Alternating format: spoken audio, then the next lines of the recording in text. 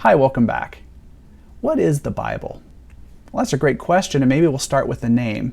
Bible, the word Bible, comes from the ancient Greek word biblia, which means books. It's actually plural, and in fact, that is an excellent description of the Bibles that we have today. They're not a single book. They're many books, a collection or anthology of writings and sayings and gospels and letters composed over literally thousands of years by countless authors, scribes, and editors. Bibles are, by their nature, religious documents, but they also contain a wealth of historical information about our past, which has been an invaluable resource for scholars and archaeologists. The important point is that Bibles are considered to be, or contain, the authoritative Word of God. And that is the truth or sayings of God that have been passed down to humanity over time. And those sayings and those words have become the basis for establishing the doctrine, system of beliefs, and theology for both Jews and Christians. Now, when I say the Bible, that actually means different things to different people. And in fact, I'll use Christianity as an example here. Here I've got my NIV Bible in front of me. And as a Christian, I actually have two Bibles in front of me right now. I have the Old Testament, or Old Covenant, which is of course the first half of the Christian Bible. Now, to a Jew, that is actually just the Bible, a collection of writings in Hebrew and Aramaic, or at least was based on those, that came to be considered the canon or authoritative list of documents and manuscripts for the Jewish faith. But as a Christian, I have not only that, but I have the New Testament or New Covenant, which is a collection of writings, of course, about Jesus of Nazareth, his sayings and his doctrine and his philosophy.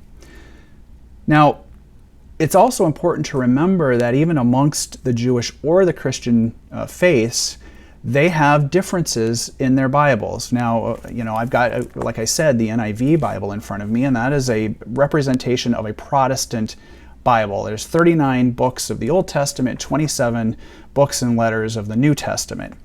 Now, Protestants adhere to those are the only authoritative books that should be in our Bible. But if you are a Catholic, you actually have all of these, plus about approximately 14 or 15 additional books that we call the Apocrypha. And if you're an Orthodox Christian, you have the core, plus the Apocrypha, plus even some additional writings. So there really is no such thing as the Bible or a single Bible. Now, the question you might ask next is, well, where did all these writings come from? Brian, you said that they were written by countless people over thousands of years, and that's true. I want you to think back to antiquity, meaning hundreds and thousands of years ago. And keep in mind that the vast majority of human beings over the history of the earth have not been able to read and write. In fact, reading and writing has been a very rare skill that only until recently in the West has been mastered by a majority of the people.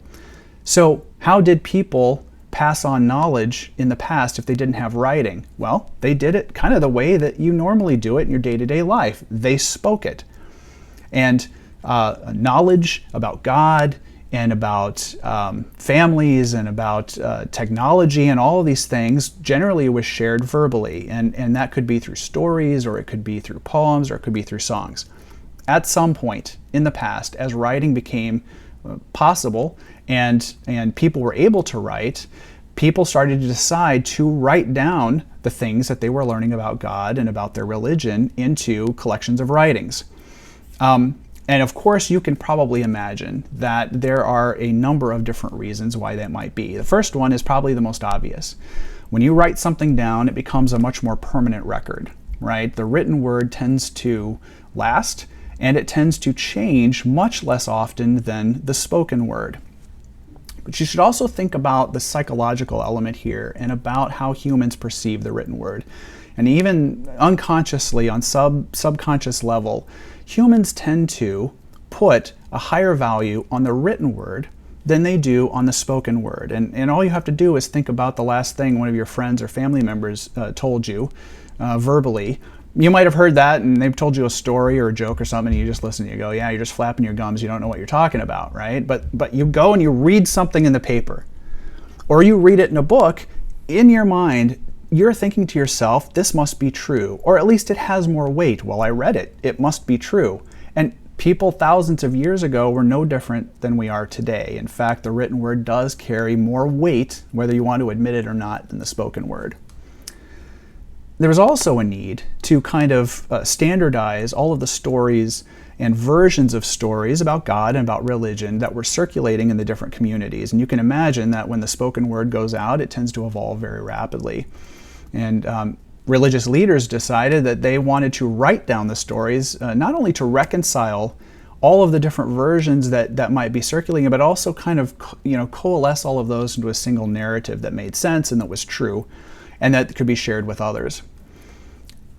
Probably the biggest reason of all of why the writings were put down to paper for the Bible is to establish an authoritative doctrine. That is, to help promote the truth for the religion and to counter what some people would say are alternative histories or downright false teachings that might be circulating about their religions. Another example is the New Testament. Why was the New Testament written? Well, it actually turns out that the teachings of Jesus circulated verbally for many decades before the Gospels that we have today were written. And there's a very good reason for that. Jesus came to the earth and his message was an apocalyptic message. It was, the kingdom of heaven is here. The end of the world is coming, and it's coming very soon. Well, the disciples and followers of Jesus heard that message, and in their minds they're thinking the end of the world could come in the next 5 minutes. I better get out and I better tell people the gospel verbally as quickly as I can. And they kind of made the decision they weren't going to spend a lot of time writing it down and publishing and checking for correctness and that sort of thing. They just wanted to get out into their communities and share the word. Well, not surprisingly, this is one of the reasons it is thought that Christianity spread more rapidly in the first century than any other religion in human history. It was an explosive growth. And part of that, it is thought, because people didn't bother to waste, so to speak, time sitting down and writing down a bunch of stuff. They just got out and they told people as quickly as possible about Jesus. Well, as we all know, the end of the world did not come in the first century, at least I don't think it did. And as time wore on and the apostles of Jesus started to die and the eyewitnesses of Jesus started to die, and people within the Christian community started to realize maybe the end of the world isn't coming as quickly as we thought. We better write this stuff down and start logging and recording the stories and life of Jesus before all of the people who interacted with him are gone. And thus, that is why we saw that the Pauline epistles and primarily the Gospels were written in the second half of the first century. And they were written in the first century and not centuries later. Why? Because the Christians of that era wanted to preserve the truth and the eyewitness accounts from the people who saw them. Well, the next question you might ask yourself is, well, Brian, how did these specific writings that we have get chosen to be put into our Bibles that we have today? Again, that's an excellent question. And I want you to think back and really keep in mind that the writings that we have today were not the only writings that were circulating in antiquity. In fact, there were, we think, and as time goes on and archaeology and manuscript science advances, we find that there were many, many writings about Jesus circulating in the first and second centuries. Now, some of them agreed with each other, but in many times they contradicted each other. They would have very different content or doctrine or theology. And so you can see where this is going, that religious leaders saw this and they saw, we've got to get a handle on this, because what they saw as the truth of who Jesus was and what he represented was starting to diverge, it was starting to evolve, and the leaders wanted to say, no, we want to identify what we think is a core group of writings that accurately represents Jesus and his message, and say anything else that's written about him that contradicts these core set of writings is false. When was the canon finally finalized? Well, that's a good question. The Hebrew canon, we think, was not finalized, or that list of 39 books not completely finalized, probably until the centuries leading right up to Jesus. And so we're talking, maybe 200 or 300 BC. Well, that, even so, is still thousands of years after it is thought that the writings were created and edited. And so you can see it took a very long time for the Jewish community to finally kind of come to an acceptance of what that authoritative list should be.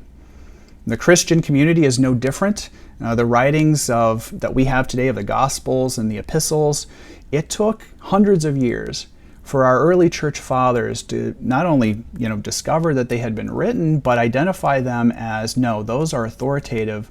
Their doctrine is the doctrine that seems to be the truth of what Jesus of Nazareth was saying, and those are the authoritative list and no others. But even 300 or 400 years after Jesus, people were still arguing about what books or letters to include in the New Testament. And in fact, today there still is no consensus.